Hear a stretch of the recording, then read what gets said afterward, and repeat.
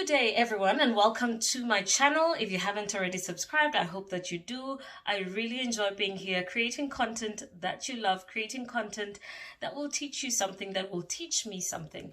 And if you haven't already subscribed, please do, and also click the notification button so that you don't miss out on any videos. Now, over the last couple of weeks, I've been highlighting Made in Kenya brands. This is a passion project which I called 100 Kenyan brands in 100 days, and basically that's exactly what I did. I went looking for 100 brands that I liked and that looked amazing. Some of them already had the Made in Kenya mark of identification, which is something I feel is just the beginning. We're just at the tipping point of making Made in Kenya brands be the next big thing. So if you haven't already watched, I hope you will go back to my Twitter, my Instagram, and my Facebook and just see some of these brands, support them, show some love, and buy something from them because they are really incredible brands. So that journey really was quite exciting. I spoke to some of the entrepreneurs. I learned about some of the challenges that they face. And remember, I'm an entrepreneur as well, so I really do identify with some of the biggest challenges that they face, whether it is branding, whether it's markets, financing, of course, the impact of the COVID-19 pandemic of their businesses, and many had to let go some of their staff members just to stay afloat, and how unfortunate that is. I mean, we know how critical small businesses and SMEs are to our economy.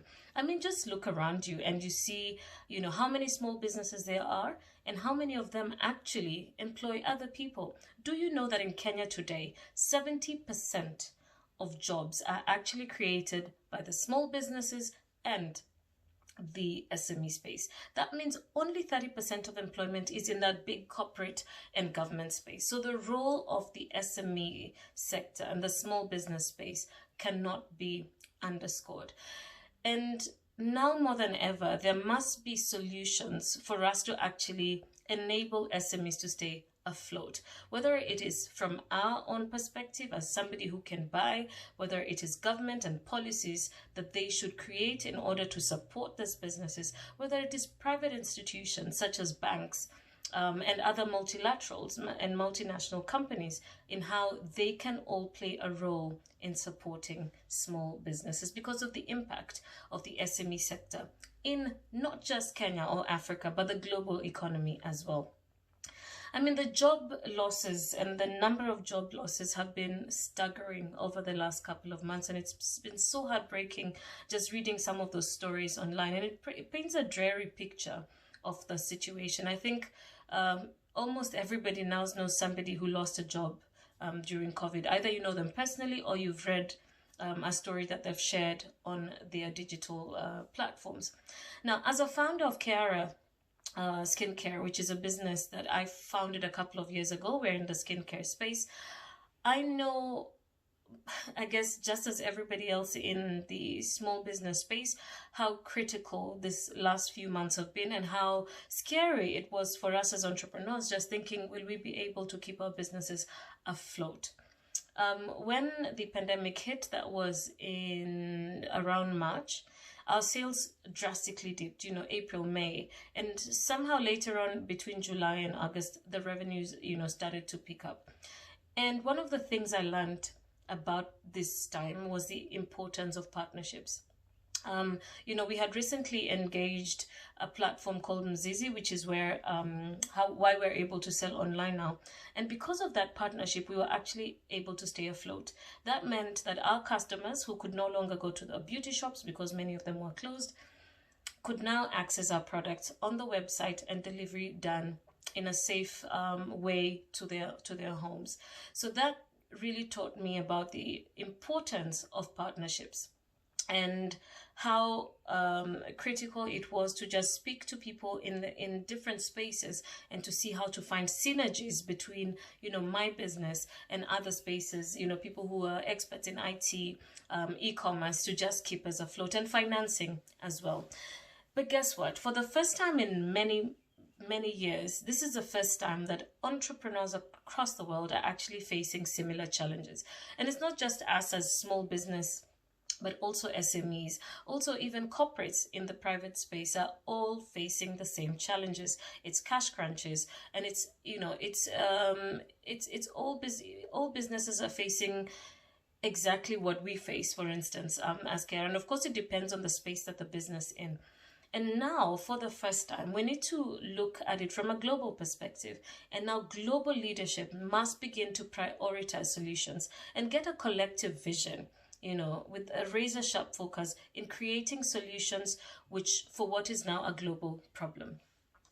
You know, when I speak to entrepreneurs, whether small business or SMEs that are just beginning to grow and expand, funding and investments are incredibly critical for that sector. And now more than ever, the role of public development banks must be elevated. And I'll tell you a little bit about what public development banks are. And because of the nature of these banks, they actually work towards solving societal problems and intervening in sectors where, you know, private sector funds, for instance, would consider unprofitable. So that means there has to be a social impact in places where, you know, public development banks put their money. Now, across the world, public development banks operate in line with the Sustainable Development Goals. It also means, you know, for instance, that more rural households will be able to connect it to, you know, clean and reliable sources of energy, which means a public development bank can easily support you know, a company that is creating clean energy and ensuring that people even just get access to clean water, which is not, you know, something that a regular bank would regularly do. So in Eastern Africa, for instance, you can find many public development banks. For instance, the Uganda Public Development Banks. There's also the multilaterals like the World Bank. There's also regional banks like the Eastern and Southern African Trade and Development Bank, that's the TDB, and also bilaterals like the French Development Bank, that is AFD. I'd like to share an example of a partnership, for instance, that has made quite a big impact in the education space. In Kenya, the Serena Hotels, which is in the hospitality space and a hotel that many of us know, the hotel chain has partnered with public development banks. And now that allows the hotel chain to actually, you know, upscale and have a positive social impact, and as well as an environmental impact in the places they live in, to preserve both the livelihood and the environment through education and environmentally sustainable practices. And there's so many projects that I could share that need you know, to be undertaken to ensure that people live a life of dignity as per the Sustainable Development Goals. So for instance, that's the case for education and health in particular, but also for social housing. And we all know, you know, the objective of social housing is to house some of the most disadvantaged, or for small-scale family farming as well, which constitutes an essential economic and social base for many countries. And we know for us in Kenya, many of us have grown up in farming communities, whether it's rudimentary just for the family, but there's always some little extra that the family is able to sell at the farm gate, or to a nearby shop, to a market, and it keeps the family going. So all these projects, you know, public or private, need some sort of funding. Sometimes it's from taxpayers, sometimes it's from the markets, and sometimes it's from public development banks. So let's think about this. You know, we are all in crisis. The global space is in crisis mode, and that's why in November 2020, the first global summit of public development banks will be held in Paris during the Paris Peace Forum. The objective of these institutions is to mobilize a collective response to the COVID-19 crisis, as well as to discuss measures that need to be taken in order to build a sustainable recovery. Now, in Eastern Africa, the TDB and the AFD have made a choice to work together and to join forces since 2017. Now, TDB is a regional bank by Eastern and South African countries for Eastern and Southern Africa. Its strength is into being very close to its beneficiaries. That's mainly SMEs and VSEs, of course, in a mandate to develop trade and prosperity in the sub-region. AFD is the main French public parastatal dedicated to funding the transitions to a fairer and more sustainable world. Now, both banks complement each other. One is close to its beneficiaries, and that means they understand their needs, their processes, as well as their modes of functioning. And AFD, of course, thus benefits from TDB's knowledge and expertise in the region, and TDB from AFD's guidance on the SDGs implementation. Now, therefore, the coming together of development banks really takes us back to a simple sentence that we all know: there is strength in numbers. Now, as the world takes on a new recovery path, public development banks have come together to cover the cash flow needs of companies and to maintain jobs in the economic sectors that are most affected by slowdown in activity across SMEs, whether it is transport and tourism, energy, commerce, and services as well. Now, the priority of a rapid recovery of the economy has also opened the debate on the nature and quality of this recovery. This is why many of these banks have also collectively initiated a process between their funding, their international climate agreements, as well as the sustainable financial goals.